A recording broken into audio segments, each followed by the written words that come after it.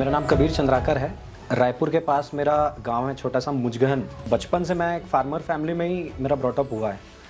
मेरे पिताजी का सपना था कि मुझे जो बेस्ट एजुकेशन हो सके वो प्रोवाइड करें। पुणे से मेरा ग्रेजुएशन पहले हुआ, उसके बाद मैं यूके गया।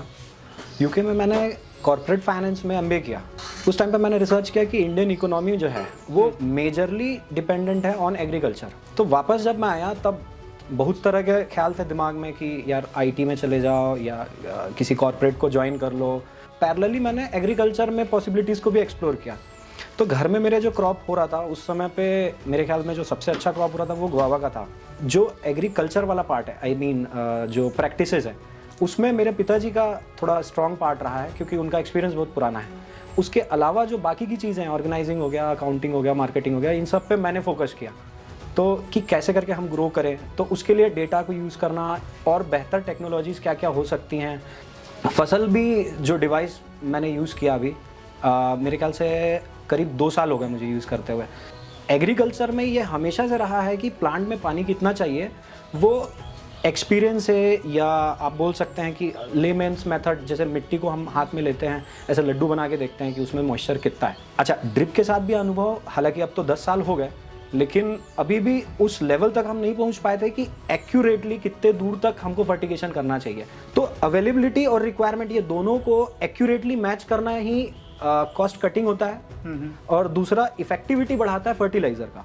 तो ये सारी इंफॉर्मेशन का जो फ्रीक्वेंसी है that is also very important. मतलब कितने बार हमको दिन में वो दिख रहा है, तो वो हमको एक पूरा पैटर्न दिख रहा है कि नहीं ऐसा ऐसा फ्लो हो रहा है, इतने सेंटीबार का भी सॉइल मॉइस्चर दिखा रहा है, तो हमें इरिगेशन की ज़रूरत है कि नहीं है। तो इन सब चीज़ों को जब हम इंटीग्रेट करना चालू किए तो ऑब्वियसली रिजल्ट्स तो बेहतर आने लगे। फर्टिगेशन में तो काफ़ी कॉस्ट हमने सेव किया है, अदरवाइज नहीं तो हम लोग लीच कराते रहते, ड्रेन करते रहते थे। मतलब एक शेड्यूल जैसा रिलीजियसली फॉलो करते थे कि नहीं आज खाद चलाना ही है, तो मौसम कैसा भी रहा है वो कॉपी में जो नोट है, तो जो ड्रिप ऑपरेटर है वो सुबह आया और अपना खाद तौला और चला दिया। पानी है नहीं। अब हमको बहुत बाद में समझ में आया कि यार पानी तो अभी इतना है कि अगले 4 दिन भी फर्टिगेशन नहीं करना है, तो वो 4 दिन का जो फर्टिलाइजर का कॉस्ट है वो बच गया। मतलब सबसे अच्छा उपयोग तो इसका इरिगेशन में हो रहा है फर्स्टली। सेकेंडली स्प्रे जो होता है, इसके अलावा जो लीफ वेटनेस है, लक्स मीटर है, सोलर इंटेंसिटी है, इन सब से हम लोग ये पता लगाते हैं। जैसे लीफ में स्टोमेटा होता है, जब वो ओपन होता है तब सबसे ज़्यादा वो एब्जॉर्ब करता है प्लांट। तो हम कोई भी चीज़ अगर फोलियर स्प्रे से दे रहे हैं तो उसका बेस्ट टाइम जो होता है ये फसल डिवाइस से हमको पता लग जाता है। अच्छा। कि this is not the right time. मतलब वेदर एक जैसा, जैसे अभी रेनी सीजन चल रहा है, अभी हमको अगर स्प्रे करना है तो हमको खेत में जाके आंख से देखने की जरूरत नहीं है। जैसा कि मैंने बताया 4 फार्म्स है मेरे, तो मैं सभी जगह जा नहीं सकता, मैनेजर से फोन से पूछ नहीं सकता।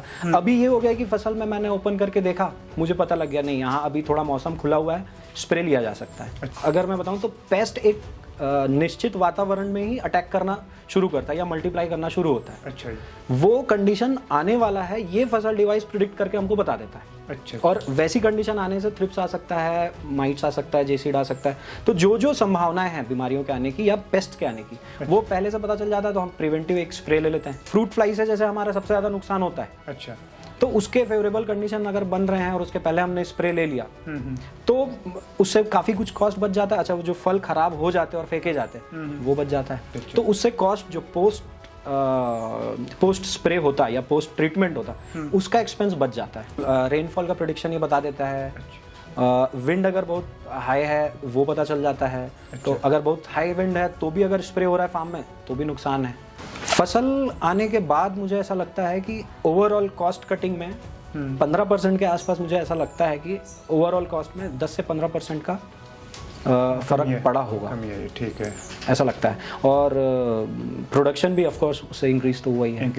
फसल सबको मस्ट है लगाना, तो सभी फार्मर्स को मैं एटलीस्ट एक बार स्टडी करें या जो फार्मर्स यूज़ कर रहे हैं उनसे संपर्क करें, तो उनको समझ में आएगा कि कितना ज़रूरी चीज़ है।